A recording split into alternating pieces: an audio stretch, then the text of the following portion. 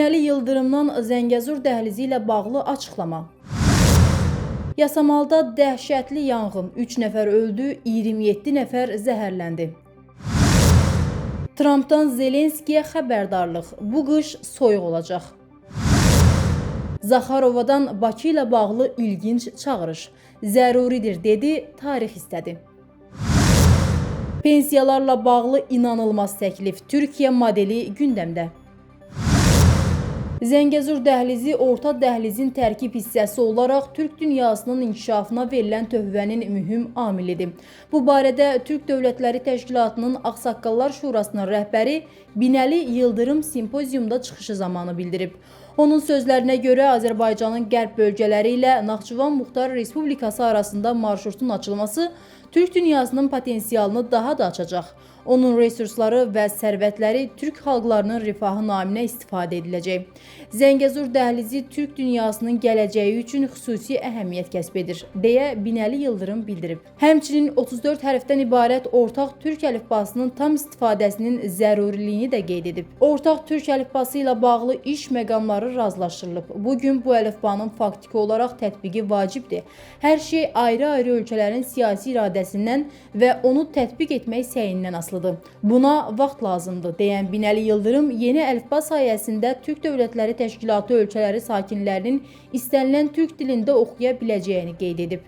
Türk Dövlətləri Təşkilatı Ağsaqqallar Şurasının rəhbəri eyni zamanda Türk dünyasının ortaq tarixi üzrə dərsliklərin hazırlanması, gömrük prosedurlarının sadələşdirilməsi və infrastrukturun inkişafı kimi məsələləri də Türk dövlətlərinin inteqrasiyasının gündəmində duran vacib məsələlər kimi diqqətə çatdırıb. Bakının Yasamal rayonu Mirəli Seyidov küçəsində yerləşən çoxmərtəbəli binada baş verən güclü yanğın faciəyə səbəb olub. Hadisə nəticəsində 3 nəfər həlak olub, 27 nəfər isə tüstüdən zəhərlənib.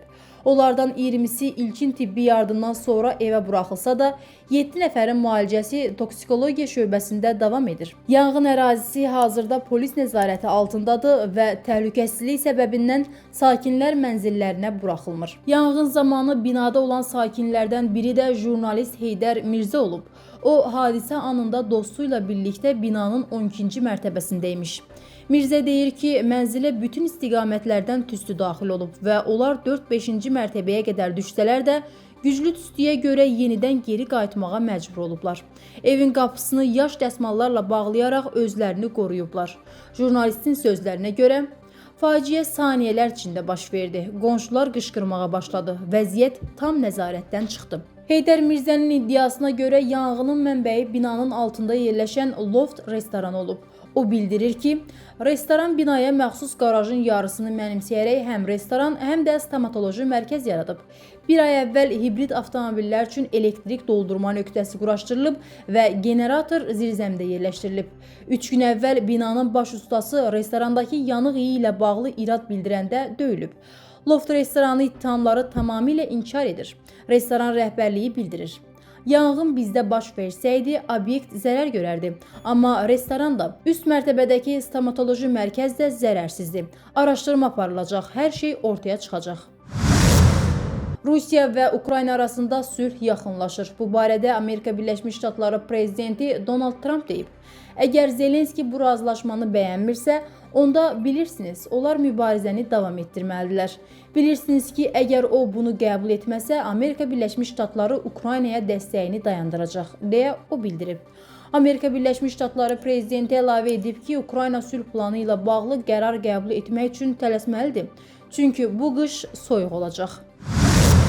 Rusiya Xarici İşlər Nazirliyinin sözçüsü Mariya Zaxarovanın Cənubi Qafqazla bağlı son açıqlaması birmənalı qarşılanmayıb. Zaxarova Azərbaycan, Rusiya və Ermənistan arasında əldə edilən üçtərəfli razılaşmaların aktuallığını itirmədiyini, sülh prosesi üçün Moskvanın vasitəçiliyinin zəruri olduğunu bildirib. Bu bəyanat Kremlin Cənubi Qafqazdakı mövcud proseslərə yenidən nəzarət etmək cəhdinin açıq siqnalı kimi qiymətləndirilir. Regiondan sürətlə sıxışdırılan və təsir alətləri zəifləyən Moskva indi üçtərəfli razılaşmalara istinad edərək prosesləri öz orbitinə qaytarmağa çalışır. Qlobal İnfoaza danışan beynəlxalq münasibətlər üzrə ekspert Əziz Əlibəyli deyib ki, Rusiyanın Cənubi Qafqazda nüfuzunu artırmaq cəhdləri artıq dərhal hiss olunur. Ukrayna cəbhəsində baş verən dəyişikliklər bu nəticəni gözlənilən etmişdi. Məlum olduğu kimi, Rusiyanın Ukraynadakı uğursuzluqları Cənubi Qafqazda güc balansına təsir göstərir. Bundansa Avropa İttifaqı və Amerika Birləşmiş Ştatları istifadə edirdi. Moskva artıq regionda yaranmış yeni reallıqlar fonunda geri dönüş etməyə çalışır. Ən güclü alət kimi isə 3+3 formatını nəzərdən keçirir. Əslində bu təsadüfi deyil. Kreml görür ki, tək başına regionda geri dönüş etməyi bacarmayacaq. Buna görə də digər maraqlı qüvvələri İran və Türkiyəni bu formata qataraq təsir imkanını artırmağa çalışır. Təbii ki, Rusiya nəzarəti əldə saxlamaq istəyir, yəni digər qüvvələri prosesə cəlb etsə də özünü daha üstün mövqedə görmək niyyətindədir. Məsələn, Zaxarova açıqlamasında 3+3 formatını inkişaf etdirməyin zəruriliyini vurğuladı. Həmçinin Bakı və İrəvanın növbəti görüş tarixini müəyyən etməsini bildirdi. Rusiya, İran və Türkiyəni prosesə qataraq Bakı ilə İrəvanı sıxışdırmağa çalışır. Lakin Azərbaycanın qurduğu möhkəm sistem var və artıq bununla razılaşmaq inandırıcı deyil. Deputat Əli Məsimlinin pensiya kapitalı ilə bağlı təklifi maraq doğurub.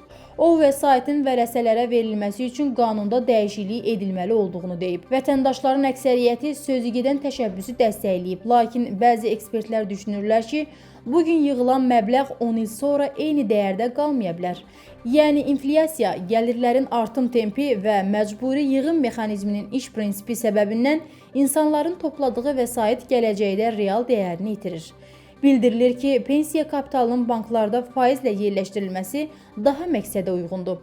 Qlobal İnfoaza danışan Sosial Strateji Tədqiqatlar və Analitik Araşdırmalar İctimai Birliyinin sədri İlqar Hüseynli deyib ki, əksər inkişaf etmiş ölkələrdə pensiya kapitalından təqaüd yaşına çatmadan istifadə etmək olur. Məsələn, Amerika Birləşmiş Ştatları, Sinqapur və Türkiyədə bu praktika var. Qardaş ölkədə vətəndaşlar pensiya kapitalının müəyyən hissəsini təqaüd yaşına çatmadan çıxarır, fərdi sahibkarlıq fəaliyyətinə yönəldə bilirlər. Oxşar təcrübə İranda da mövcuddur. Hesab edirəm ki, Azərbaycanda da bu modellərdən hər hansı biri tətbiq oluna bilər.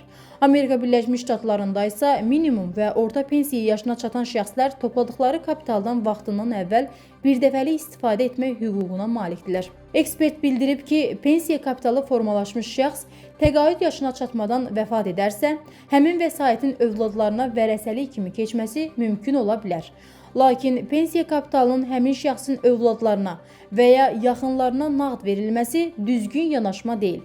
Fikrimcə, bu vəsaitdən yalnız kapitalın sahibi özü bilavasitə yararlanmalıdır.